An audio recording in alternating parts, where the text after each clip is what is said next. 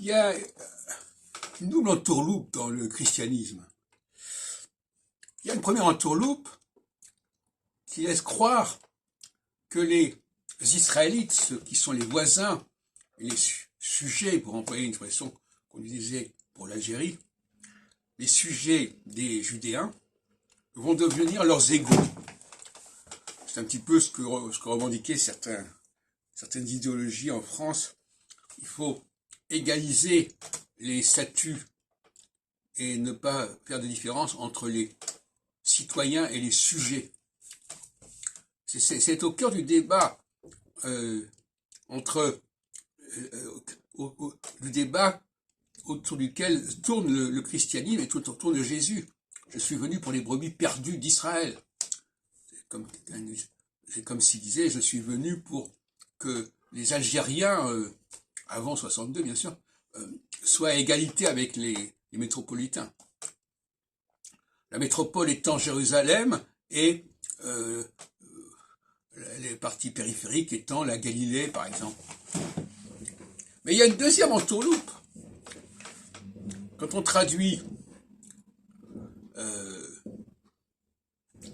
les non-juifs comme étant les païens, alors là, on s'adresse au monde entier.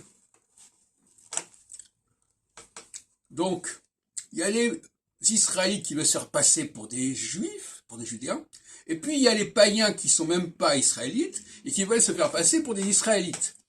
Donc c'est une sorte de jeu de rôle, de jeu de dupe assez étonnant.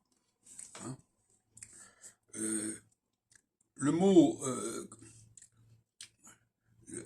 il est possible qu'à un moment donné, il y ait une sorte de glissement et que Saint Paul et d'autres aient dit, bon, on va essayer de convertir non seulement les populations voisines et intégrées quelque part dans l'ensemble judéen ou sujettes à l'ensemble judéen, mais on va s'ouvrir à l'ensemble du monde. Donc cette espèce d'ouverture à tous les niveaux, sans fin, conduit, aujourd'hui par exemple, quelqu'un va me dire, moi je suis un païen, on parle dans la Bible des païens, je suis un païen donc je suis concerné. Même s'il n'a aucune légitimité à dire qu'il descend des Israélites, qui sont eux visés dans cette affaire. De même que la Nouvelle Alliance ne vise au départ que cette population que se constituent les Israélites et les Judéens. On lisait Jérémie 31. Elle n'englobe absolument pas la totalité des gens. Et par conséquent, les chrétiens qui ne sont ni juifs, ni israélites, mais qui se considèrent comme les païens dont on parlerait, sont dans l'imposture. La question ici est interne au monde juif, au monde israélo-judéen. Bon, mais on a glissé vers l'israélo-christianisme dont j'ai parlé, c'est-à-dire que finalement, les chrétiens, c'est le troisième niveau en fait.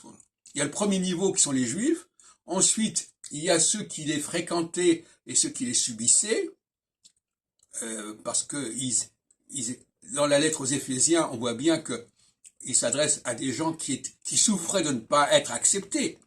Les païens en général ne souffrent pas d'être acceptés par Dieu, ils les ignoraient, ils n'étaient pas concernés.